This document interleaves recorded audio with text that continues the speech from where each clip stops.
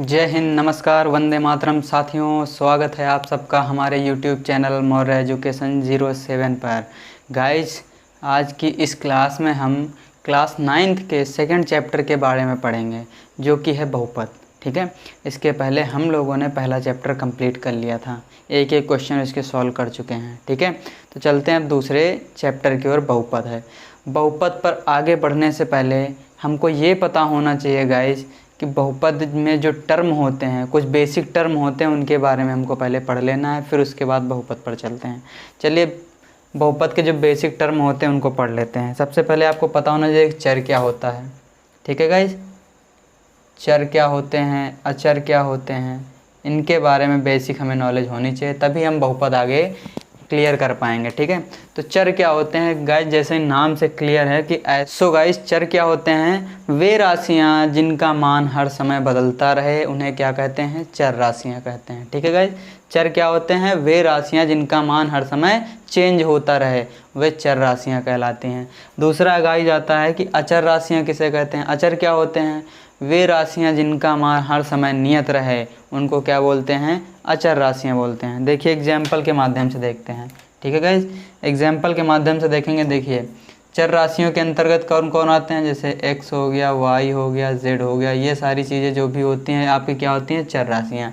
इनका मान हर समय बदलता रहता है। किसी क्वेश्चन में x का मान आ गया 5 आ गया, किसी में 10 आ गया, किसी में 20 आ गया, -1 आ गया, -2, कुछ भी आ सकता है। यानी x का मान, ये वाले जो नंबर होते हैं इनका मान हर समय चेंज होता रहता है। लेकिन जो अचर होते हैं इनका मान हमेशा नियत रहता है। जैसे 1 2 3 4 5 है। ठीक है, ये सारी चीज़ें आपकी हो गई।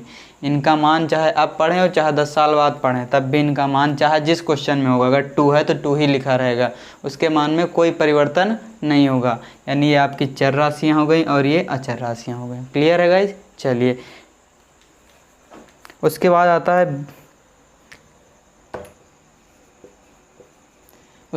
है बीजगणितीय पद।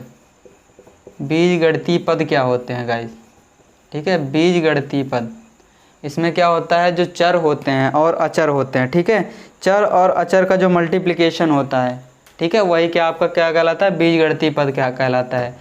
चर और अचर का मल्टीप्लिकेशन। ठीक है, गुणनफल, यही होता है आपका बीजगणितीय पद। चर क्या होते हैं आपके? x हो गया, अचर मैंने क्या मान लिया? 4, दोनों का मल्टीप्लाई कराएंगे कितना हो गया? 4x। ये आपका क्या हो गया? बीजगणितीय पद हो गया। ठीक है, मैंने y मान लिया, इसको 5 से मल्टीप्लाई करा दिया, 5y हो गया। ये आपका क्या हो गया? बीजगणितीय पद हो गया। ठीक है गाइस, इसको बोलते हैं अलजेब्रिक टर्म बोलते हैं। ठीक है, ये हो गया। उसके बाद आगे नेक्स्ट उस पर चलते हैं। अगला क्या है आपका? गुणांक।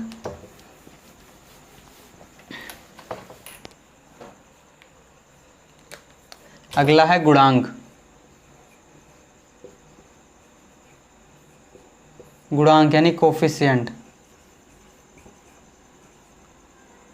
कोफिशिएंट, ठीक है, कोफिशिएंट आपको यहाँ पे बताना है। कोफिशिएंट क्या होता है? जैसे चर के साथ, ठीक है, यानी चर के साथ जो मल्टीपल में होता है वही आपका क्या कहलाता है? जैसे चर, ठीक, किसी पद का गुणांक क्या होता है? जैसे गुणांक क्या होता है? किसी पद में जिस राशि से मल्टीप्लाई किया जाता है किसी पद में, वही आपका क्या कहलाता है? गुणांक। ठीक है, वही आपका गुणांक कहलाता है। जैसे हम ये मान लें कि 4x² में x² का गुणांक कितना हो गया? यहाँ पे x² का गुणांक आपका कितना हो गया? ये आपका 4 आ जाएगा। ठीक है, हम बात करें कि 4x² में x² का गुणांक, x² का गुणांक आपका कितना हो जाएगा? इसका गुणांक हो जाएगा, इसको छोड़कर बाकी जितना बचा वही आपका x² का गुणांक हो जाएगा। यानी x² को छोड़कर बाकी जितने नंबर, चाहे चर हो या अचर हो, वो आपका टोटल क्या कहलाएगा? गुणांक कहलाएगा। ठीक है, x² का गुणांक हो गया। क्लियर हो गया? यानी किसी पद में जिस राशि से मल्टीप्लाई कराया जाता है, गुणा कराया जाता है, वही आपका क्या कहलाता है? गुणांक कहलाता है। क्लियर? चलिए नेक्स्ट आगे बढ़ते हैं।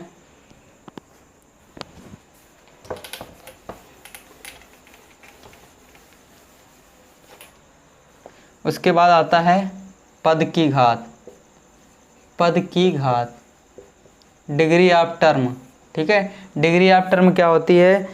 जितने पद में जितने भी चर राशियां दी होती हैं उन सभी के जो पावर होते हैं उनको क्या करते हैं, मल्टीप्लाई करके ऐड कर लेते हैं, पावर को ऐड कर लिया जाता है। सिंपल सी बात है, जो पद होते हैं उसमें जितने भी जितने भी चर होते हैं उनकी पावर को ऐड कर लिया जाता है। जो पावर आपकी आती है वही आपकी क्या कहलाती है, आपकी पद की घात कहलाती है। जैसे देखिए यहाँ पे दे रखा है 4x² y की पावर 3 z की पावर 2, तो इसकी जो पद की घात कितनी हो जाएगी, पद की घात कितनी हो गई आपकी 2 3 कितना हो गया 5, और 5 में 2 जोड़ेंगे 7, पद की घात यहाँ पे कितना आ गया 7। ठीक है, क्लियर है, आया समझ में? ठीक है, आगे बढ़ते हैं। अब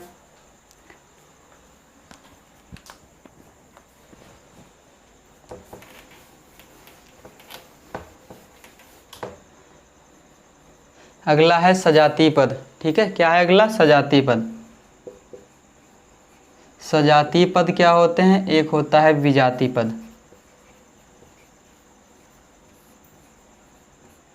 ठीक है, सजातीय पद और विजातीय पद क्या होते हैं, ऐसे, ठीक है, समान चर वाले पदों को क्या बोलते हैं, समान चर वाले पदों को क्या बोलते हैं, सजातीय पद बोलते हैं, और असमान चर वाले पद को क्या बोलते हैं, विजातीय पद बोलते हैं। जैसे यहाँ पे लिख दिया गया 4x²y, दूसरा हो गया 5x²y।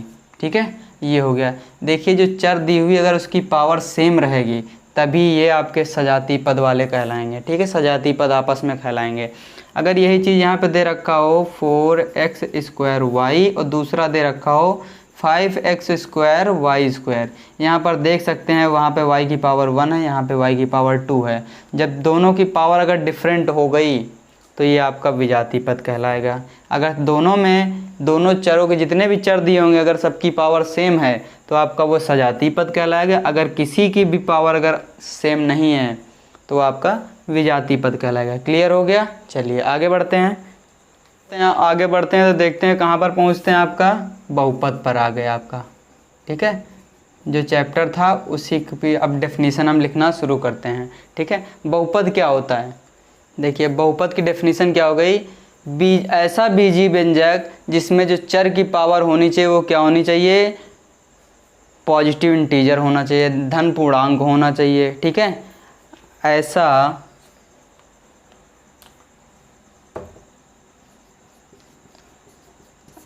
बीजीय व्यंजक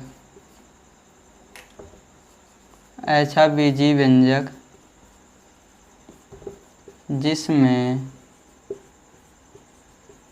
चर की घात क्या होना चाहिए, चर की घात धनात्मक। ठीक है, चर की घात धनात्मक पूर्णांक हो। ठीक है, बहुपद कहलाता है, बहुपद कहलाता है। ठीक है, बहुपद कहलाता है। फॉर एग्जाम्पल देख सकते हैं यहाँ पे। ठीक है, 5x² + 3x + 5 ये आपका बहुपद है। ठीक है, अगर इसको हम जनरल फॉर्म में लिखना चाहें तो किस तरीके से लिख सकते हैं, इसको कंसीडर कर लेंगे कोई x के टर्म में हमारा पॉलिनोमियल है, बहुपद है। ठीक है, तो इसको किस तरीके से लिख सकते हैं, a0 + a1x + a2x² + a3x³ + (an)(n), जहाँ पर an does not equal to 0, यानी कि an का मान 0 के बराबर नहीं होना चाहिए, आपका बहुपद हो गया। क्लियर है? हाँ, ये आपकी बहुपद की डेफिनेशन हो गई। ठीक है, अब आगे बात करते हैं, अगले टॉपिक पर चलते हैं। बहुपद की डेफिनेशन हो गई तो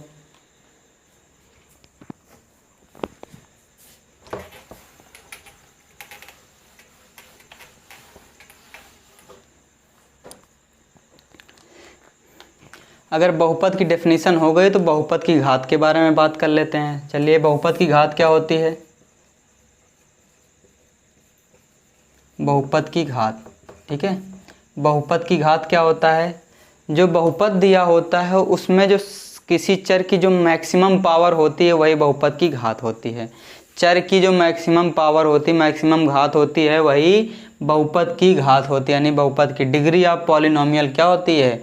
जो मैक्सिमम पावर होती है किसी वेरिएबल की, चर की किसी वेरिएबल की अगर मैक्सिमम पावर जो होती है वही बहुपद की घात होती है, यानी डिग्री ऑफ पॉलिनोमियल होती है। ठीक है। फॉर एग्जांपल देखिए, फॉर एग्जांपल है 5x² + 9x + 10। इसमें बहुपद की घात कितनी हो जाएगी? इसमें घात बताना है आपको। जो मैक्सिमम पावर होती है ये आपकी क्या हो जाती है? बहुपद की घात। तो मैक्सिमम पावर कितना है? 2। तो यही बहुपद की घात हो जाएगा। क्लियर हो गया? यही आपका बहुपद का घात हो जाएगी। ठीक है, चलिए आगे टॉपिक पे बढ़ते हैं। उसके बाद बात करते हैं बहुपद के घात के बाद आता है बहुपद का मानक रूप, कि बहुपद को हम किस तरीके से, उसको मानक रूप में किस तरीके से लिख सकते हैं। देखिए, बहुपद का मानक रूप, बहुपद का मानक रूप क्या होता है गाइस? बहुपद का मानक रूप जैसे मान लिया इस तरीके से आपका दे रखा है। ठीक है, ये हो गया 5x + 9x² + 11 x³ + 9 x⁴ + 8। इस तरीके से का एक कोई पॉलिनोमियल आपको दे रखा है। ठीक है, इसको मानक रूप में रिप्रेजेंट करना है। मानक रूप में किस तरीके से आप लिख सकते हैं? स्टैंडर्ड फॉर्म में आप किस तरीके से लिख सकते हैं? इसको लिखने के लिए सबसे पहले क्या होता है? सबसे बड़ी पावर सबसे आगे, यानी सबसे बड़ी डिग्री आगे लिखी जाएगी, पावर आगे लिखी जाएगी, फिर उसके बाद उससे छोटी पावर, फिर उससे छोटी, फिर सबसे छोटी। तो देखिए किस तरीके से लिखा जाता है। सबसे बड़ी पावर ये है तो ये पूरा आपके चिन्ह के साथ आगे आ जाएगा। ठीक है, उसके बाद उससे छोटी, फिर उससे छोटी, ये हो गया, फिर उससे छोटी, ये हो गया, और फिर उससे छोटी, ये आ गया। ये आपका स्टैंडर्ड फॉर्म हो गया। ठीक है, यही आपका मानक रूप हो गया। क्लियर है? आया समझ में? यानी सबसे पहले बड़ी पावर, फिर उससे छोटी पावर, फिर उससे छोटी, फिर सबसे छोटी पावर। ठीक है गाइज, चलिए अगले टॉपिक पे चलते हैं। मानक रूप कंप्लीट हो गया तो अब इसके बाद आता है वर्गीकरण, बहुपदों का वर्गीकरण। बहुपद कितने प्रकार के होते हैं ये अब हम पढ़ेंगे। ठीक है,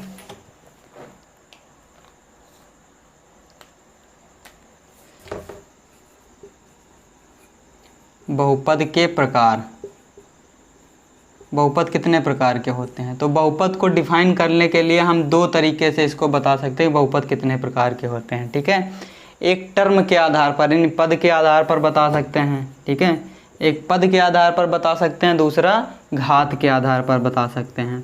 ठीक है, पद के आधार पर और घात के आधार पर। ठीक, पद के आधार पर बात करते हैं। पद के आधार पर कितने तरीके के होते हैं? पहला देखिए क्या होता है आपका, जब एक पद होता है, ठीक है, तो उसको बोलते हैं एक पदी व्यंजक। ठीक है, एक पदी बहुपद बोलते हैं। जब एक पद होता है तो एक पदी बहुपद बोलते हैं। ठीक है, एक पदी बहुपद बोलते हैं उसको। जब दो पद होते हैं तो द्विपदी बोलते हैं, द्विपदी बहुपद हो गया। ठीक है, जब तीन पद होते हैं तो त्रिपदी बहुपद हो गया, त्रिपदी बहुपद हो गया। ठीक है, ये होता है, इसको बोलते हैं मोनोमियल। इसको क्या बोलते हैं? बाइनोमियल। इसको क्या बोलते हैं? ट्राइनोमियल। क्लियर हुआ गाइज? ये हो गए एक पदी बहुपद, द्विपदी बहुपद, त्रिपदी बहुपद, मोनोनोमियल, बाइनोमियल और ट्राइनोमियल। ये हो गए। एक पदी का मतलब होता है जिसमें केवल एक पद हो। फॉर एग्जांपल अगर इसकी बात करें तो क्या हो जाएगा? जैसे लिखा हुआ 5x, इसमें भी केवल एक टर्म है। 9x, इसमें भी केवल एक टर्म है। 5 भी एक पदी टर्म है। ठीक है, एक पदी बहुपद हो गया। और उसके बाद क्या हो गया? 8y, ये भी बहुत सारे होते हैं जिसमें केवल एक टर्म हो तो वो एक पदी बहुपद हो गया। ठीक है, द्विपदी मतलब इसमें दो पद हों।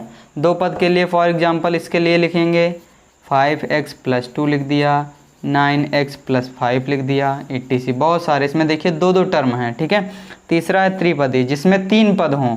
तो इसके लिए क्या करेंगे? तीन पद के लिए बोलिए, तीन पद के लिए क्या करेंगे? x² + 9x + 5 इसमें भी देखिए 1 2 3 पद हैं, ठीक है। X square plus 6x plus 5, ये भी इसमें भी 3 पद हैं। इसमें 3 पद होंगे वो त्रिपदी व्यंजक हो जाएगा, बहुपद हो जाएगा। क्लियर है यहाँ तक? चलिए अब आगे बात करते हैं घात के आधार पर बहुपद कितने प्रकार के होते हैं, ठीक है। तो घात के आधार पर भी बहुपद 4 प्रकार के होते हैं, ठीक। कौन कौन से होते हैं अभी आगे पढ़ते हैं। ये हो गया तो आगे बढ़ें। आगे बात करते हैं घात के आधार पर। तो घात के आधार पर बहुपद कितने प्रकार के होते हैं? 4 प्रकार के। पहला हो गया रैखिक बहुपद हो गया। कौन सा हो गया? रैखिक बहुपद हो गया। दूसरा कौन सा हो गया? द्विघात बहुपद हो गया। द्विघात बहुपद हो गया। तीसरा कौन सा हो गया? त्रिघात हो गया। त्रिघात बहुपद हो गया। चौथा कौन सा हो गया? चतुर्घात बहुपद, ठीक है। चतुर्घात बहुपद ये हो गया, ठीक है। चतुर्घात जिसमें 4 पावर हो। रैखिक से नाम से क्लियर है, जहाँ पर उसकी पावर कितनी हो? 1 पावर हो, ठीक है। क्या होना चाहिए? पावर कितनी होनी चाहिए? जब 1 पावर होगी तो उसको क्या बोल देंगे? 1 घात होगी। 1 घात तो रैखिक बहुपद। फॉर एग्जांपल देखिए 5x है, x की पावर कितनी है? यहाँ पे 1 है, तो ये आपका रैखिक बहुपद हो जाएगा।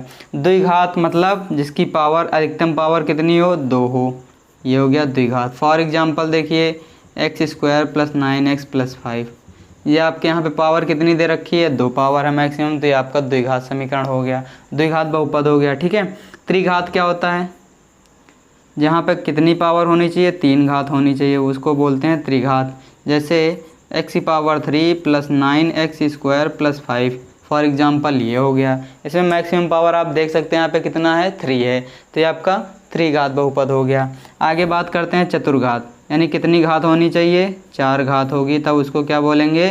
चतुर्घात बहुपद। फॉर एग्जांपल देखिए x की power 4 plus 2x square plus 9, maximum power कितनी होनी चाहिए? 4, तो वो आपका चतुर्घात हो जाएगा। क्लियर है? समझ में आया? ठीक है। इसको देखें इंग्लिश में क्या कहते हैं? रैखिक को बोलते हैं लीनियर,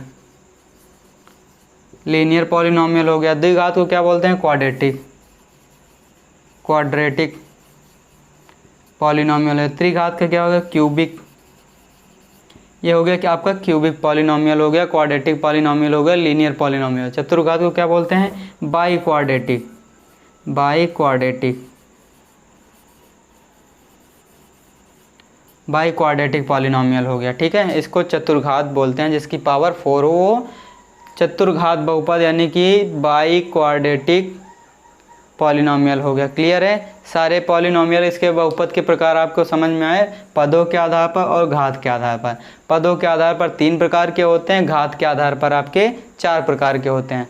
सारे प्रकार आपको बता दिए गए हैं, ठीक है गाइस। चलिए आगे बढ़ते हैं, नेक्स्ट टॉपिक पे बढ़ते हैं। अगला टॉपिक क्या है? एक और बहुपद रह गया था, शून्य बहुपद, ठीक है गाइस। एक बहुपद छूट गया था, वो था आपका शून्य बहुपद। चलिए कौन सा? शून्य बहुपद। शून्य बहुपद क्या होता है? नाम से क्लियर है गाइस कि शून्य बहुपद क्या होता है।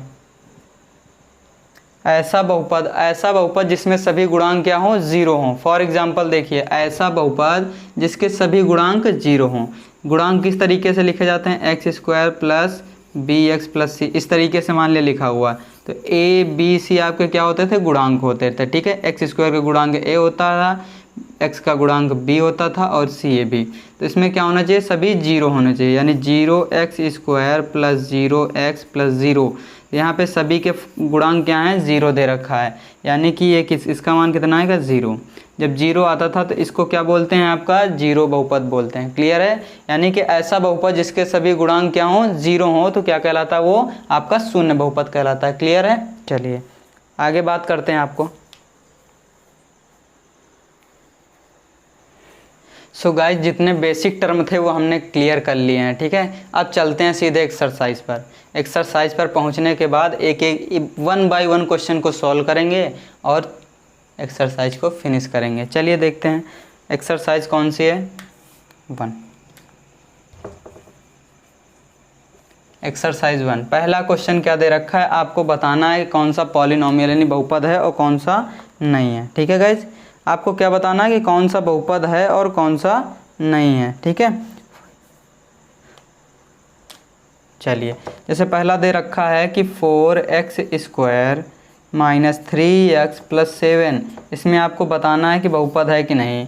दूसरा इसी का सेकंड पार्ट दे रखा था y² प्लस √2, ये दे रखा है। तीसरा आपका दे रखा है कि y प्लस 1/x दे रखा, 1/y दे रखा, y अपान, ठीक है, y प्लस 1/y। और इसका चौथा दे रखा है आपका, इसका चौथा दे रखा है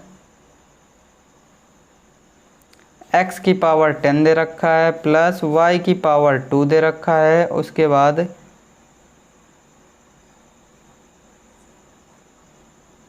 प्लस t की पावर 30 दे रखा है। ये आपको बताना है कि बहुपद है कि नहीं है। ठीक है, ये आपको दे रखे हैं। देखिए बहुपद की डेफिनेशन क्या बताई थी कि चर की जो पावर होगी, जो चर की घात होगी, वो क्या होगी, धन पूर्णांक होगी। तो पूर्णांक आप इसके पहले वाले चैप्टर में पढ़ चुके थे। पूर्णांक में कौन कौन सी संख्या आती है, किस तरीके से आती हैं, वो आप पढ़ चुके थे। तो इसके जो मैक्सिमम, इसकी पावर चेक करना है, चर की पावर। चर ये दो लिखे हुए हैं, इसकी पावर कितनी रखी है 2, इसकी पावर 1, यानी ये 2 और 1 क्या है, ये किससे बिलोंग करते हैं, इंटीजर से, वो भी पॉजिटिव इंटीजर से, यानी पूर्णांक से ही बिलोंग करते हैं। अगर पूर्णांक है तो ये आपका क्या हो जाएगा, बहुपद है। ठीक है, यहाँ पे देखिए ये चर आपका ये है, इसकी पावर कितनी दे रखी है, 2 दे रखी है। अगर ये 2 है तो ये क्या हो गया आपका बहुपद, क्योंकि 2 कहाँ से बिलोंग करता है, तो धन पूर्णांक ही तो है। आगे बात करते हैं, ये लिखा हुआ है, इसको हम क्या लिख सकते हैं, y प्लस वाई की पावर -1। जहाँ पे देखेंगे कि जहाँ पर भी चर की पावर कितनी हो गई, माइनस में आ गई, और हमें क्या कह रहा है कि क्या होना चाहिए, धन पूर्णांक होना चाहिए, लेकिन ये तो ऋण पूर्णांक है। अगर ऋण पूर्णांक हो गया तो ये बहुपद नहीं होगा, ये बहुपद नहीं होगा, बहुपद नहीं है। ठीक है, यहाँ पे देखिए, यहाँ पर जो ये दे रखा है, जो चर दे रखे हैं, ये एक चर वाले नहीं है। ठीक है, लेकिन सबकी पावर क्या है, यहाँ पर पॉजिटिव इंटीजर ही है, धन पूर्णांक ही है, इसका मतलब ये आपका क्या है, बहुपद है,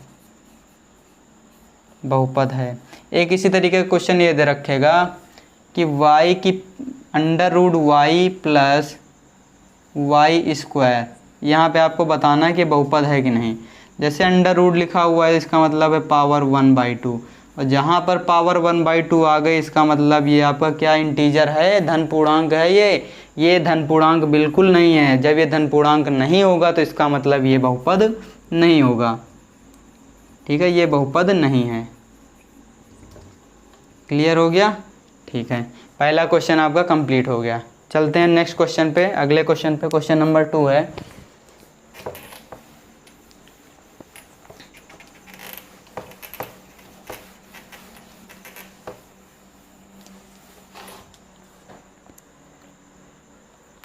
क्वेश्चन नंबर 2 कह रहा है कि x² का आपको क्या करना है, गुणांक बताना है। x² का गुणांक बताना है, x² का गुणांक बताना है। पहला पार्ट इसका दे रखा है कि 2 + x² + x, ये हो गया। इसका सेकंड क्या दे रखा है, 2 - x² + x⁻3। इसका थर्ड पार्ट दे रखा है π/2 x² + x। तीसरा दे रखा है, चौथा दे रखा है √2 x-1। यहाँ पर हमें किसका, x² का गुणांक हमें बताना है। ठीक है, तो मैंने क्या बताया था, x² का गुणांक जिसके साथ जो मल्टीप्लाई में होता है, इसके साथ कितना है, कुछ नहीं, मतलब 1 है। तो यहाँ पे x² का गुणांक कितना हो गया, x² का गुणांक बराबर 1 हो गया। यहाँ पे x² का गुणांक कितना है, 1 है, लेकिन माइनस चिन्ह के साथ, तो x² का गुणांक बराबर -1 हो गया। यहाँ पर x² का गुणांक कितना है, π/2 है, यहाँ पर कितना हो गया, π/2। क्लियर है। यहाँ पर बताना है आपको कि x² का गुणांक कितना होगा। पहली बात तो यहाँ पर x² है ही नहीं, जब x² होगा नहीं तो इसका गुणांक कितना हो जाएगा, 0। ठीक है, क्योंकि हम इसको इस तरीके से लिख सकते हैं, 0 x² प्लस √2x-1। अब यहाँ पे एक्स स्क्वायर आ गया, इसका मतलब कितना है इसका 0। क्लियर हो गया? ठीक है गाइज, अगले क्वेश्चन की ओर बढ़ते हैं हम। क्वेश्चन ये कह रहा है कि जिसकी पावर एक द्विपदी बहुपद लिखना है, जिसमें दो पद हों लेकिन उसकी पावर कितनी हो 35 हो, तो वो आपको लिखना है। और एक ऐसा बहुपद लिखना है जिसमें पदों की संख्या 1 हो और उसकी पावर 100 हो। चलिए देखते हैं, सॉल्यूशन करते हैं। 35 घात का द्विपदी बहुपद, ये आपको लिखना है। 35 घात का 35 पावर होनी चाहिए और पद कितने होने चाहिए 2। हमने x ले लिया और बाकी कुछ भी लिख दो, 1 लिख दो, 2 लिख दो, इसकी पावर केवल आपको 35 कर देना, यही आंसर हो जाएगा। ठीक है, दूसरा क्या कह रहा है 100 घात का एक पदी, ठीक है, एक पदी बहुपद लिखना है, एक पदी बहुपद। ठीक, तो एक ही, तो चाहे y मान लो चाहे x मान लो, मैंने y मान लिया, y की पावर 100 हो गया, ये एक पदी बहुपद भी हो गया और उसकी पावर 100 भी हो गई। क्लियर है? अगले क्वेश्चन पर चलते हैं। नेक्स्ट क्वेश्चन,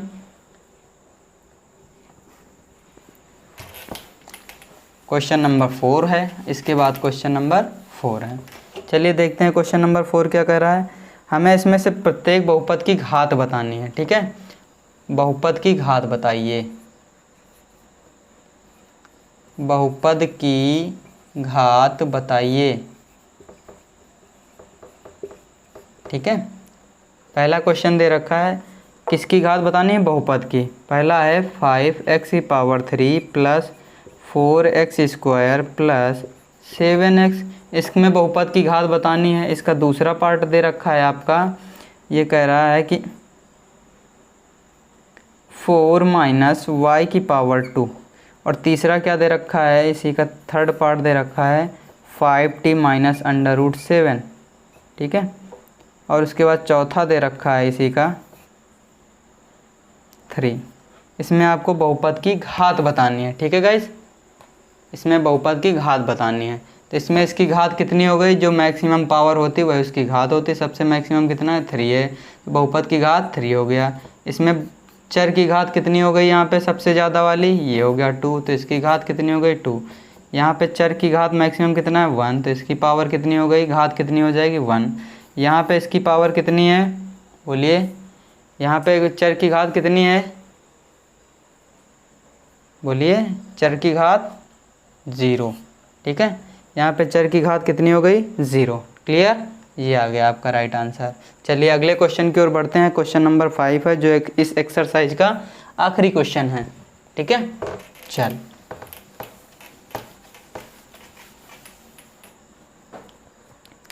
क्वेश्चन ये बता रहा है, क्वेश्चन नंबर 5 कर रहा है कि आपको बताना है कौन सा रैखिक बहुपद है, कौन सा द्विघात बहुपद है, कौन सा त्रिघात बहुपद है, ये पहचानना है आपको।